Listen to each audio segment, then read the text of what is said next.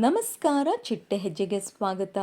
ಜೀ ಕನ್ನಡ ವಾಹಿನಿಯಲ್ಲಿ ಪ್ರಸಾರವಾಗುತ್ತಿರುವ ಕೃಷ್ಣ ರುಕ್ಕು ಧಾರಾವಾಹಿ ತಮಿಳು ಭಾಷೆಯ ವೀರ ಎಂಬ ಧಾರಾವಾಹಿಯ ರೀಮೇಕ್ ಆಗಿದೆ.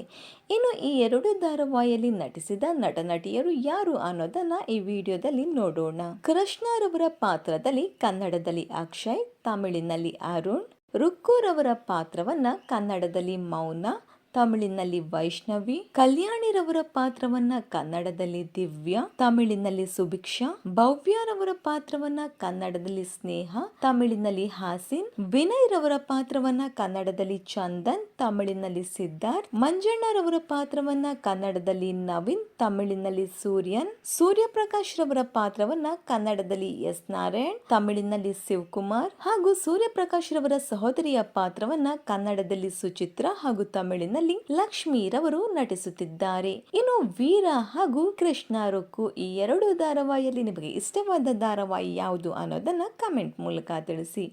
ನಿಮಗೇನಾದರೂ ವಿಡಿಯೋ ಇಷ್ಟವಾಗಿದ್ದಲ್ಲಿ ಈ ಕೂಡಲೇ ಈ ಒಂದು ವಿಡಿಯೋಗೆ ಲೈಕ್ ಹಾಗೂ ಶೇರ್ ಮಾಡಿ. Thank you.